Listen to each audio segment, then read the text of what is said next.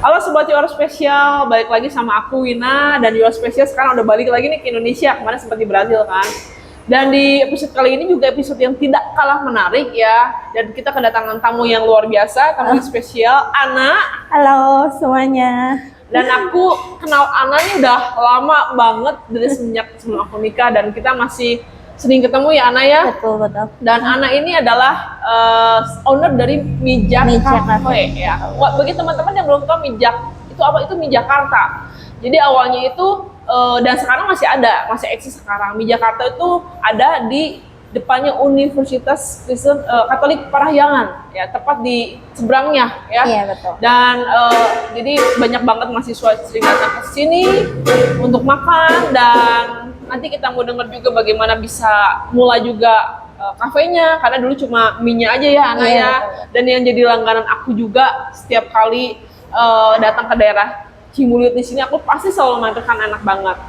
Nah, kali ini kita mau dengar tentang pengalaman hidupnya Ana, bagaimana Ana bisa memulai bisnis ini dan bagaimana tentang pengalaman rohani juga di kehidupannya Ana gitu ya. Jadi kita mau langsung aja wawancara Ana. Oke Ana, mungkin Ana bisa memperkenalkan diri dulu gitu, Kak, asal dari mana dan kegiatannya sekarang ngapain aja? Oke. Halo, perkenalkan nama aku Ana. Aku owner dari Mijak Cafe. Aku asal dari Banyumas. Aku udah ada di Bandung dari 2005 ya. 2005 itu juga macam-macam ya. Kalau sekarang kalau kegiatannya macam-macam, selain kayak mengelola usaha juga banyak kegiatan kayak pelayanan dan segala macamnya juga ada gitu. Wow, luar biasa banget. Jadi memang aku setiap kali kenal Ana dia sangat giat banget di dalam bisnis ya. Kalau aku bukan orang bisnis gitu, tapi setiap kali ketemu Ana dia selalu giat, selalu ada inovasi-inovasi baru ya. Sekarang dia buat brownies ya, jualan cookies dan buat kopi juga, luar biasa banget. Nah, sebelum kita bahas lebih lagi tentang bisnisnya, mungkin Ana bisa share dulu tentang pengalaman hidup, karena kan Ana dari Banyumas ya asalnya ya, orang Jawa ya. Kenapa Ana kok bisa tiba dan sekarang hidup di Bandung? Oke. Aku tadi bilang juga di tahun 2025 ya, aku mulai datang ke Bandung gitu. Awalnya aku kerja gitu, ngikut orang gitu, kerja selama 6 tahun. Setelah 6 tahun, aku memutuskan untuk kayak memulai usaha gitu ya. Usahanya kecil-kecil dan modalnya juga kecil. Awalnya aku cuman jualan siomay ya, siomay itu selama berapa ya? Ya, aku sampai lupa berapa lamanya gitu. Yang pastinya aku 2010 itu aku memulai usaha gitu ya, sampai hari ini. Awalnya aku jualan siomay gitu, kecil-kecilan, terus sekarang merambat aku jualan kopi gitu, karena ngikutin zaman juga gitu, jualan kopi sama brownies gitu dan yang lain-lainnya gitu. Tapi memang kesukaan Ana akan misalnya kayak buat bakery dan segala macam bisnis itu emang sudah dari dulu atau gimana? Sebenarnya mungkin kalau dari dulu ya suka gitu ya, karena dulu aku juga punya mimpi di pas aku masih kerja gitu. Aku masih kerja, aku punya mimpi kayak suatu hari nanti aku pingin punya usaha gitu. Dan Tuhan itu wujudin gitu. Kayak dulu mungkin aku nggak kepikiran akan ada di Bandung gitu, karena aku juga tadi aku bilang bahwa aku Banyumas gitu. Tadinya aku pingin, oh ya aku nanti memulai usaha dari rumah aja dulu gitu ya, balik ke Banyumas dan memulai usaha kecil-kecilan gitu. Tapi ya Tuhan kasih kesempatan buat aku kayak ya udah kamu buka di Bandung aja gitu, dan kesempatannya itu ada, ya udah aku ambil gitu aja sih. Apa yang membuka akhirnya pintu yang terbuka ke Bandung nih? Apa yang bisa ceritanya dari Banyumas ke Bandung, gimana ceritanya, bisa ceritain lebih detail? Oh ya, detailnya itu ya, dulu aku ada saudara ya, dan kayak dulu kan kayak hampir-hampir gitu kalau orang udah beres sekolah itu ya udah semuanya kayak pergi aja ke Bandung, karena kalau dibilang ya daerah sana itu kayak buat kita dapat uang itu rada-rada susah gitu, apalagi kayak gimana karir dan segala macam itu susah banget ya. Aku bisa bilang kayak gitu, cari uang susah ya, akhirnya memutuskan untuk ke Bandung. Udah gitu aja sih. Oke, gimana waktu pas anak pertama kali di Bandung, karena kan anak dari daerah lain ya, dan apakah ketika hidup awal di Bandung itu susah, karena kan Bandung kota cukup besar? Sebenarnya kalau dibilang susah nggak susah ya, karena aku bilang kayak begitu aku kenal terus langsung dapat pekerjaan, dan aku kerjanya itu di rumah ya. Aku kerjanya di rumah, jadinya kalau dibilang susah aku nggak ada struggle. Ya paling kayak hanya penyesuaian doang ya, namanya tinggal kerja itu bisa dibilang di perumahan gitu, jadinya ya udah ngikutin aja, kayak atasan nyuruh apa ya udah cuma itu aja, jadi aku nggak ada struggle apapun sih kalau dari pekerjaan gitu. Jadi udah kurang lebih udah berapa tahun nih usaha di Bandung ini? Kalau aku bilang kalau usaha gitu, kalau usaha itu kan berarti aku dari 2010 ya, dari 2010 sampai sekarang 2026 ya. gitu, berarti dihitungnya 16 tahun lah ya. 16 tahun betul? Iya betul. Ya. Gitu. Apa yang membuat Ana selalu semangat untuk menjalankan bisnis gitu setiap harinya? Yang membuat aku semangat ya, satu karena aku punya mimpi lagi gitu, mimpi, dan ini kayak emang passion gitu. Kayak usaha ini tuh kayak passion. Yang pertama tadi aku bilang, aku dari bekerja aja aku udah punya mimpi, aku pingin punya usaha gitu. Apalagi sekarang aku tuh udah dikasih usaha, berarti kan ya aku harus semangat dong, Tuhan udah kasih, masa kamu loyo-loyo gitu ya nggak kan? Jadi gitu, kayak gitu sih. Iya, kalau soalnya kalau aku ketemu Ana, dia selalu tersenyum lebar, dia merasa capek tapi selalu happy terus gitu. Jadi aku merasa wow, diberkati banget dengan kehidupan Ana ya.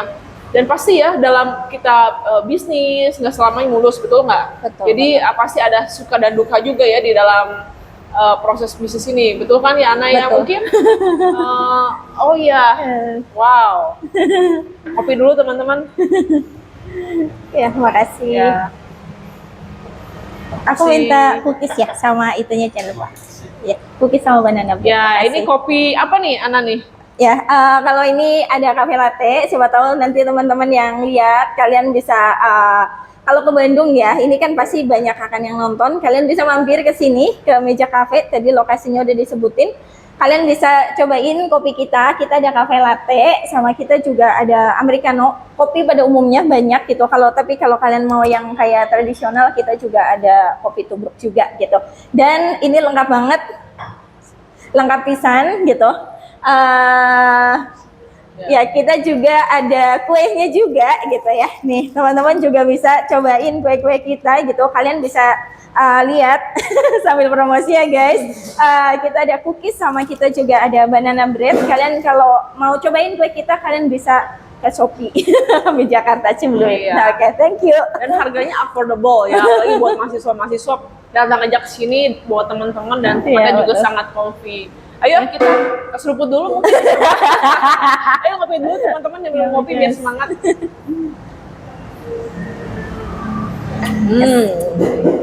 Kalau rasa sih nggak perlu diragukan ya, karena memang di sini nggak cuma kopi biasa juga, tapi ada kasih. Kita buatnya dengan kasih Tuhan. Amin. Oke, iya. Jadi balik lagi tadi ke suka duka di dalam dunia bisnis ya. Mungkin ketika ada saat-saat dimana anak kayak merasa capek ya, lelah. Bagaimana anak bisa overcome gitu rasa capek, rasa lelah, mungkin kadang jenuh. Sebenarnya kalau dibilang jenuh, nggak jenuh ya. Kalau aku sendiri, kalau dibilang capek pasti ada masanya kayak capek gitu, karena kalau bisnis itu sama kayak perjuangan banget kan gitu. Tapi kalau aku sendiri udah ngeset bahwa kayak, dan aku percaya gitu sama firman Tuhan bahwa bilang apa saja yang kita kerjakan Tuhan akan buat kita berhasil gitu. Dan buat aku itu yang buat aku kayak, itulah semangat yang buat aku selalu ngobarin gitu, walaupun perjalanannya itu nggak mudah gitu. Bisa dibilang kalau yang ini kan usaha baru ya, usaha baru ya udah 3 tahun sebenarnya gitu, tapi berprosesnya cukup lama gitu, karena kita nge-brandingin tempat juga cukup susah ya, karena kita kan pakai nama Mijak, jadi brand image orang itu Mijak itu yummy gitu kan, dan ini usaha yang aku bilang bahwa ini kopi dan kue gitu, mungkin rada kurang match gitu bisa dibilang gitu, tapi aku selalu aku bilang lagi kayak itulah firman Tuhan yang selalu nguatin gitu. Di perjalanan 2,5 tahun gitu, bisa dibilang juga kita kadang pernah ngalamin yang nggak ada customer sama sekali gitu, tapi itulah yang aku juga selalu bilang gitu. Bahkan di saat mungkin kita juga lagi kadang lemah, kita juga harus menguatkan juga tim gitu, karena kita bilang gitu, aku hanya suka bilang sama mereka, kamu akan lihat nanti pada waktunya gitu, dan ternyata 2,5 tahun menanti, itu puji Tuhan banget ya, itu puji Tuhan banget, Tuhan itu benar-benar bekerja gitu, bekerjanya itu luar biasa. Selama kayak kita terus pegang firman Tuhan dan kita terus beriman dan kita melakukan bagian kita, lakuin setiap hari yang terbaik gitu, dari apapun ya, kita dari kita ngasih bahan dari apapun gitu, dari produk kita, kita juga kasih yang terbaik, percaya pasti Tuhan akan kasih, maksudnya waktunya Tuhan itu akan datang gitu. Yes. Aku adalah saksi hidup juga ya perjalanan anak gitu ya, dari awal Mijak buka, kemudian Mijak Cafe juga dimulai dirintis gitu. Jadi aku bisa menyaksikan perjalanan bagaimana Tuhan menyertai ya perjalanan tangan Ana, bagaimana banyak orderan yang masuk ya, bolu-bolu yang dijual, dan dia setiap hari juga live ya di TikTok juga, terus promosinya sangat gencar gitu ya. Dan aku bisa belajar satu hal dari Ana adalah kita lakukan segala sesuatu dengan segenap hati seperti untuk Tuhan. Betul. Ya mungkin kita, teman-teman yang nonton, mungkin kita nggak bisa merasakan hasilnya saat ini, tapi asal kita lakukan dengan hati kita dan dengan sungguh-sungguh, kita akan menuai hasilnya, kita akan melihat dan menikmati hasilnya. Bahkan bukan buat kita aja teman-teman ya, tapi bagaimana kita bisa memberkati orang-orang, entah teman-teman di bidang bisnis, di bidang pemerintahan, di bidang pendidikan, dimanapun Tuhan tempatkan kalian. Asal kita melakukan dengan segenap hati seperti itu, Tuhan, kita akan menuai buah-buahnya. Betul ya Ana ya? Dan selalu ya seperti kata Ana, nggak selama-lamanya kita terus semangat ya, kadang juga kita lemah. Pasti kita manusia ya, kita manusia pasti kita nerima juga lah semua perasaan gitu.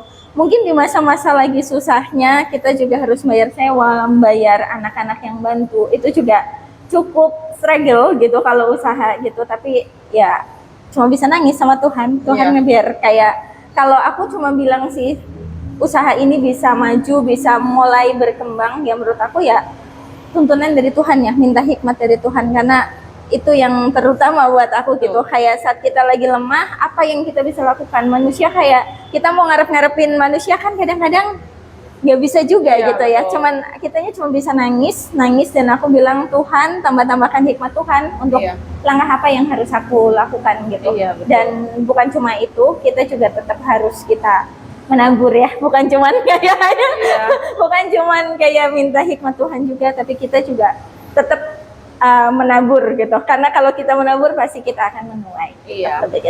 Bisa dibilang kan pasti sehari-hari sangat sibuk banget ya. Gimana Ana mengatur waktu ya, Ana mengatur waktu dengan Tuhan, hubungan pribadi, karena itu yang paling penting. Bagaimana Ana juga istilahnya self development diri sendiri gitu, kan pergi ke gereja atau ikut komsil, kemudian harus atur pegawai, pesanan. Gimana Ana mengatur waktu setiap hari, bangun jam berapa, tidur jam berapa, bisa share sedikit? Gitu.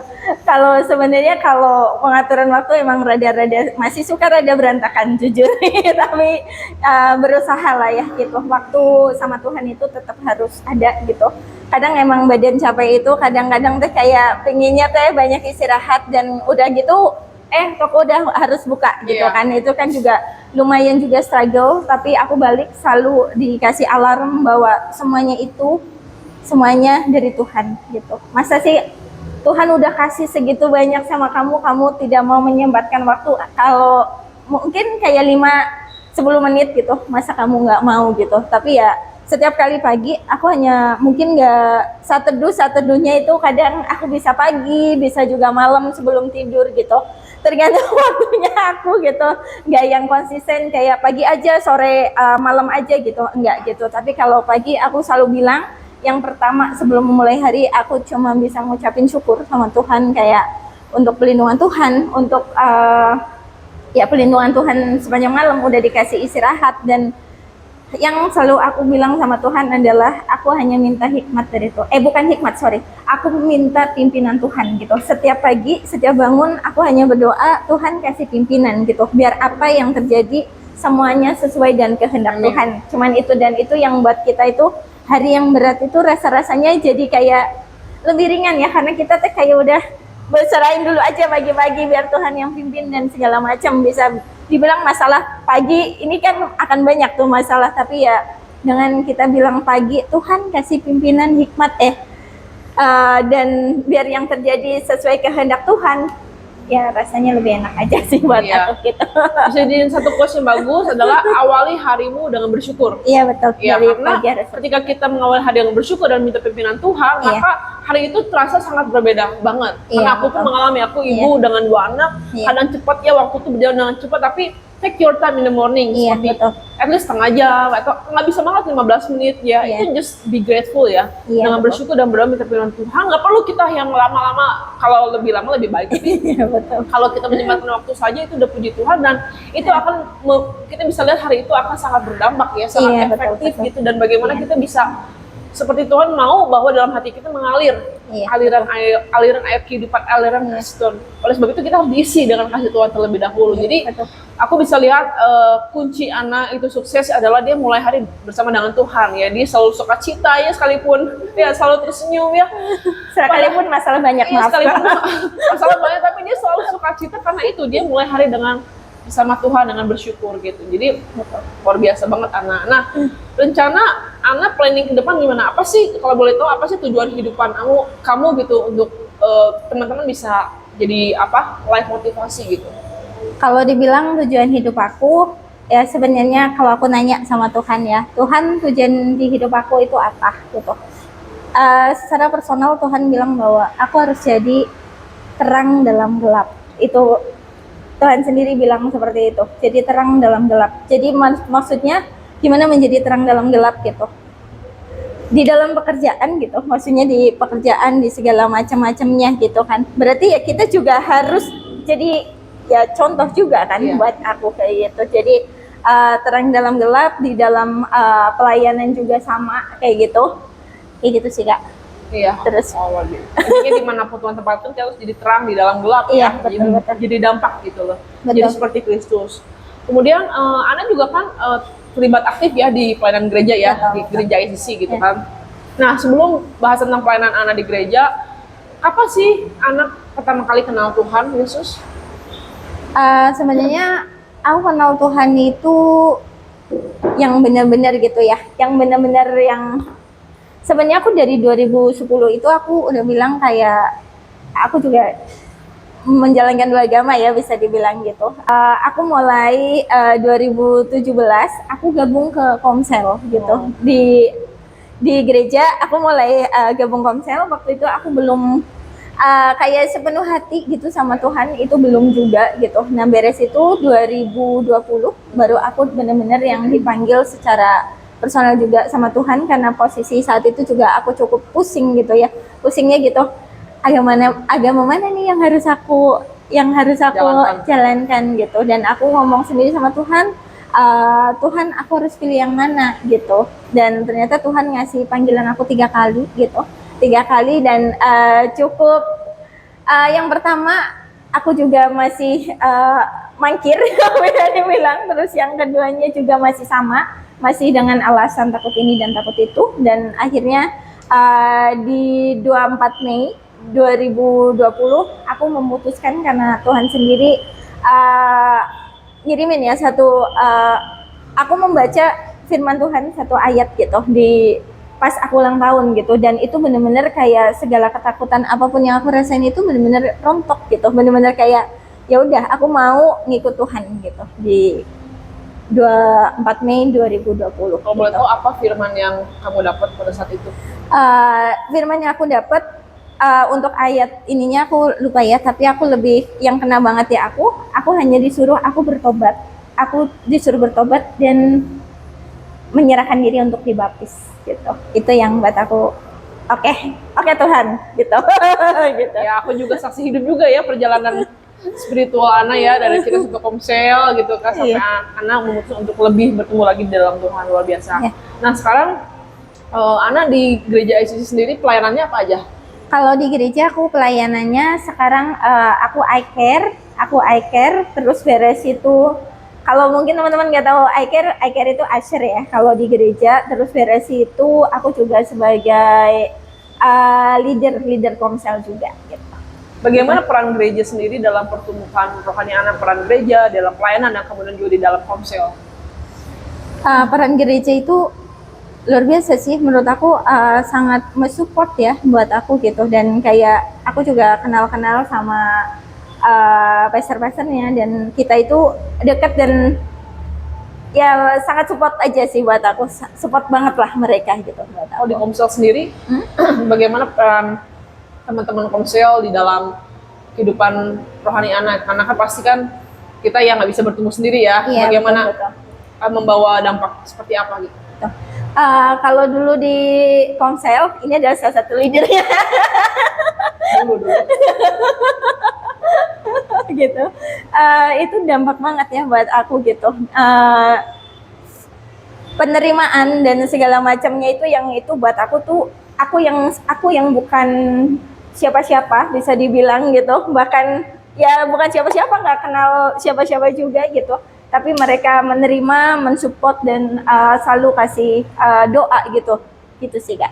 Mungkin teman-teman anak muda gitu, karena lagi kita kan di Bandung ya, kita banyak university, kemudian banyak sekolah, dunia pendidikan, dan Mijak juga dekat banget sama kampus Unpar, juga belajar dari kampus-kampus lain gitu. Mungkin Ana bisa kasih encouragement ya, bagaimana untuk pesan-pesan untuk anak muda, supaya anak muda juga terlibat di dalam Komsel, supaya bisa bertumbuh bersama-sama gitu. Karena kalau kita nggak ada komunitas ya, kita bisa tersesat ya, karena kita domba, kita gampang tersesat gitu. Jadi menurut aku peran Komsel buat aku pribadi sangat penting, karena di Komsel lah aku juga bertumbuh, dikuatkan ketika aku lemah gitu ya. Datang Komsel itu seperti di recharge gitu, refresh gitu ya.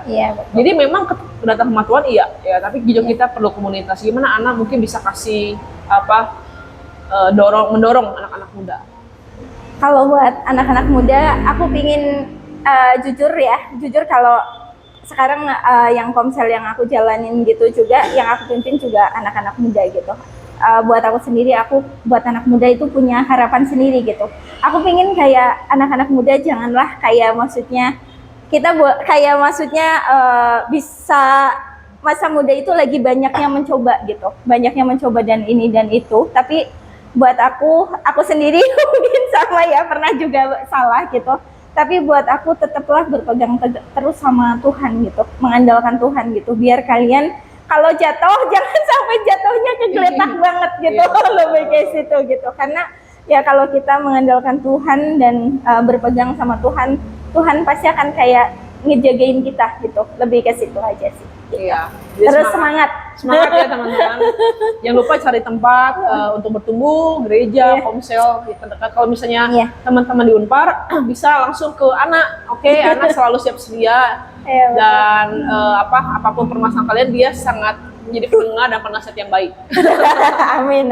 Ya, jadi kalau lihat kehidupan Ana sangat menginspirasi banget kita semua ya, karena Ana nggak cuma dia owner dari kafe gitu, Mijak Cafe, tapi dia juga pelayanan di gereja. Ya kebayang ya sibuknya, tapi dia masih menyempatkan waktu melayani Tuhan. Buat aku amazing sih, karena biasanya kalau udah di bisnis orang nggak mau pelayanan, malas gitu kan, nggak ada waktu. Tapi Ana bisa ikut Asyik, kemudian sekarang jadi leader Komsel. Buat aku itu adalah bayar harga yang luar biasa ya gitu ya. Iya, sebenarnya kalau dibilang ngeset waktu dan segala macamnya cukup pusing gitu, tapi buat aku ada sukacita sendiri ya di dalam diri gitu. Maksudnya kalau kita melayanin ya, kalau buat aku sendiri melayanin tuh kayak mungkin aku juga panggilannya di situ, dan kayak rasanya tuh sukacitanya itu, bahagianya itu lebih dari kayak kita mendapatkan uang gitu. Happy-nya di sini gitu. Dan kayak buat aku juga kayak buat anak muda, kalau mereka bisa join di Komsel dan mereka semua bisa kayak dapat pemulihan gitu, buat aku juga itu udah sangat luar biasa dan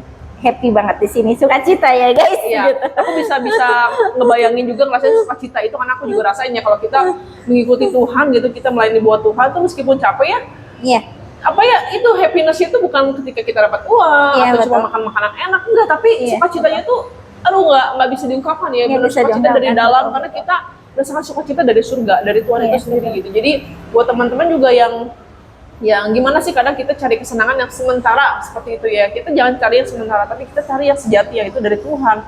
Untuk kita sama-sama balik lagi kepada hatinya Tuhan ya, bangun hubungan dengan Tuhan. Dan kalau misalnya bingung nih sekarang arahnya kemana, cari gereja lokal terdekat atau cari Komsel terdekat. Jadi orang-orang yang bisa membantu teman-teman untuk lebih dekat dengan Tuhan dan bertumbuh lebih-lebih Iya, lagi. betul, betul. Oke, Ana, rencana ke depan seperti apa nih? 5 tahun, 10 tahun ke depan rencana Ana mau seperti apa? Rencana ke depan. Iya. Rencana ke depan itu ya pastinya kalau dari segi usaha gitu ya. Aku pengen ya 3 tahun ke depan mungkin aku pengen lebih ya sekarang gitu. Aku lagi melangkah dan kayak mengusahakan biar usaha ini terus maju gitu. Majunya aku juga pengen usaha ini berkembang terus menjadi berkat juga untuk banyak orang gitu.